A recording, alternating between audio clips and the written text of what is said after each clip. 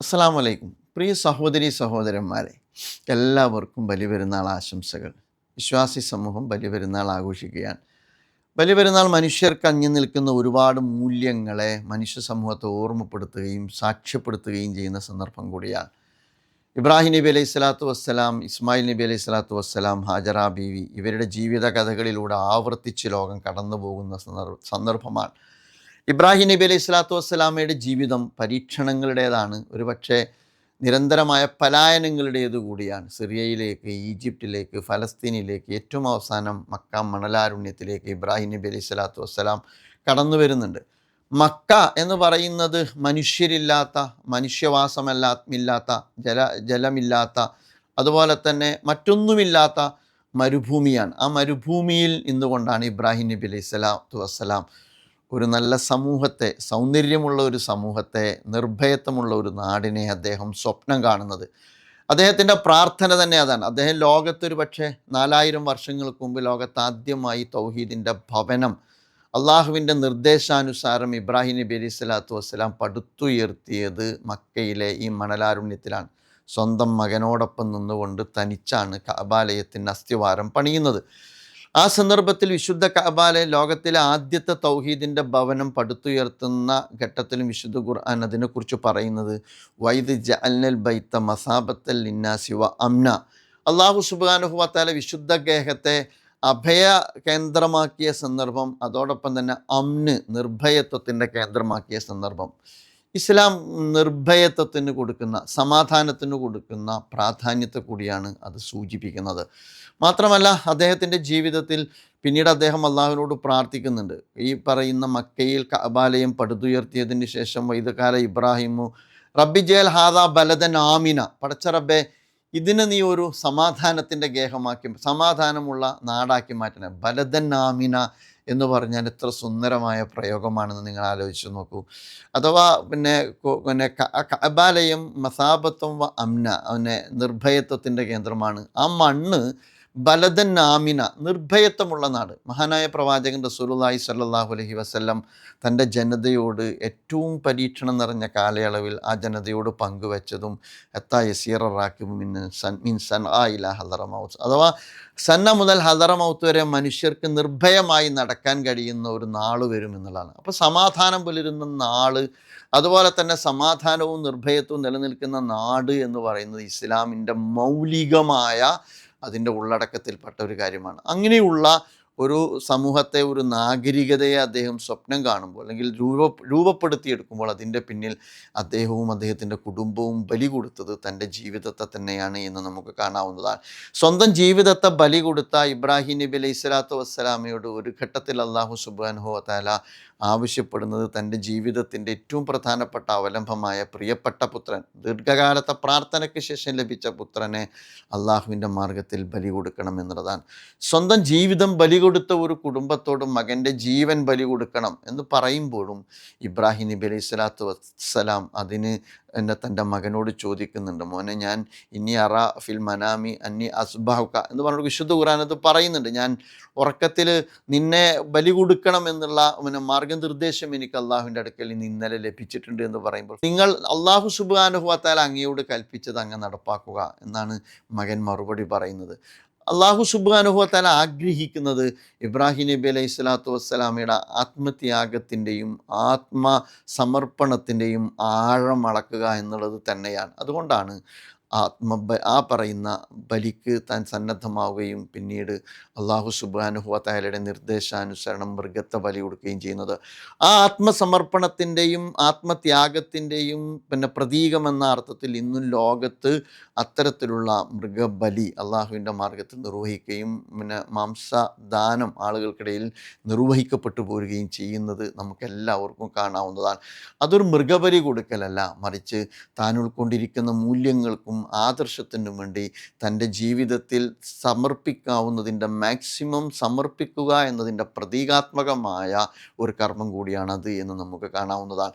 അതോടൊപ്പം തന്നെ ബലിപെരുന്നാളിൻ്റെ ഏറ്റവും വലിയ സൗന്ദര്യം എന്ന് പറയുന്നത് വിശുദ്ധ ഹജ്ജ് കർമ്മവുമായി ബന്ധപ്പെട്ടിട്ടാണല്ലോ പെരുന്നാൾ സത്യവിശ്വാസികൾ ആഘോഷിച്ചു കൊണ്ടിരിക്കുന്നത്.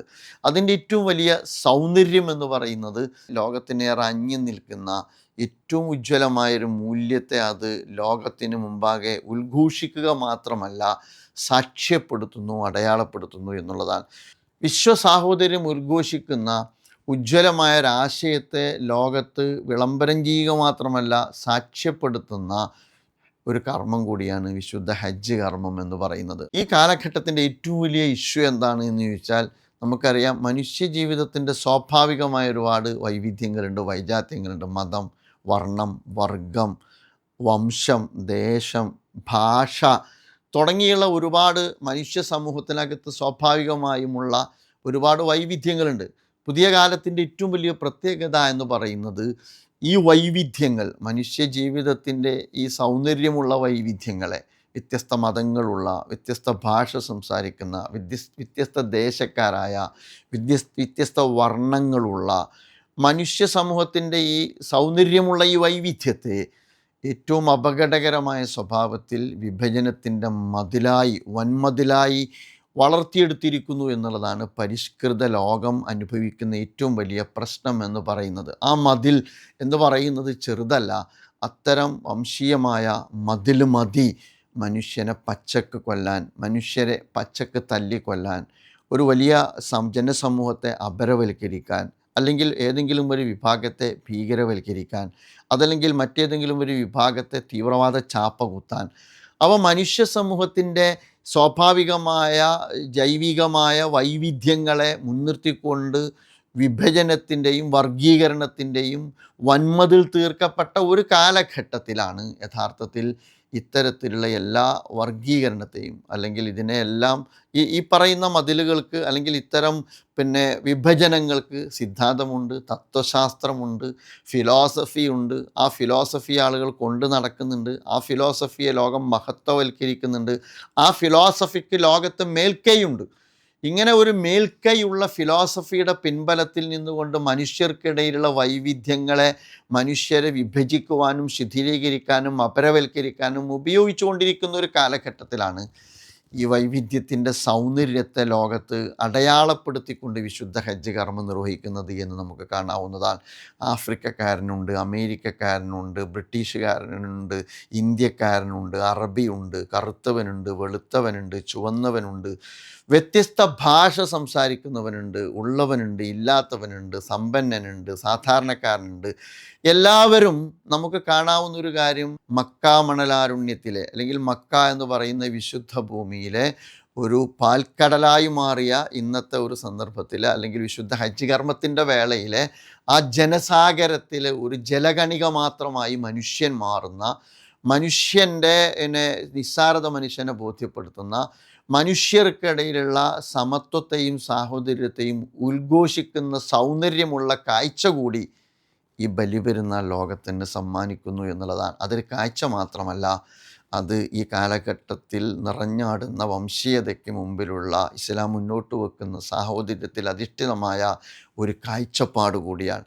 ആ ഒരർത്ഥത്തിൽ ആത്മത്യാഗത്തിൻ്റെയും ആത്മസമർപ്പണത്തിൻ്റെയും സന്ദേശമാണ് വിശ്വസാഹോദര്യത്തെ വീണ്ടും വീണ്ടും എല്ലാ അർത്ഥത്തിലും മനസാക്ഷി മരവിച്ചു പോയ ലോക മനുഷ്യ സമൂഹത്തിന് മുമ്പിൽ അടയാളപ്പെടുത്തുക കൂടി ചെയ്യുന്ന സന്തോഷകരമായൊരു മുഹൂർത്തം കൂടിയാണ് ബലിപെരുന്നാൾ. തീർച്ചയായിട്ടും എല്ലാവർക്കും ഒരിക്കൽ കൂടി ബലിപെരുന്നാൾ ആശംസകൾ നേരുന്നു. മാത്രമല്ല, നമ്മോടൊപ്പം ബലിപെരുന്നാൾ ആഘോഷിക്കാൻ കഴിയാതെ പോകുന്ന നിരവധി മനുഷ്യരുണ്ട്. ബലിയെറുക്കരുത് എന്ന തിട്ടൂരം, അല്ലെങ്കിൽ ബലി സമർപ്പിക്കരുത് എന്ന് പറയുന്ന തിട്ടൂരം നടപ്പാക്കിക്കൊണ്ടിരിക്കുന്ന ഇടങ്ങളുണ്ട്. ആഘോഷിക്കാൻ വകയില്ലാതെ പോയ മനുഷ്യരുണ്ട്. അന്യായമായി ജയിലിലടക്കപ്പെട്ട നിരപരാധികളുണ്ട്. ജീവിതത്തിൽ സന്തോഷത്തേക്കാൾ ദുഃഖത്തിൽ മാത്രം കഴിഞ്ഞുകൂടുന്ന നിരവധി സഹജീവികളുണ്ട്, മർദ്ദിതരുണ്ട്, അതുപോലെ തന്നെ അടിച്ചമർത്തപ്പെട്ടവരുണ്ട്. മുഴുവൻ ജനവിഭാഗത്തോടും ഐക്യദാർഢ്യപ്പെട്ടുകൊണ്ട് തീർച്ചയായിട്ടും ബലിപെരുന്നാൾ നൽകുന്ന വിമോചനത്തിൻ്റെ സന്ദേശം അവർക്ക് കൂടി പ്രതീക്ഷ നൽകുന്നതാണ്. എല്ലാവർക്കും ബലിപെരുന്നാൾ ആശംസകൾ നേരുന്നു. അസ്സലാമു അലൈക്കും.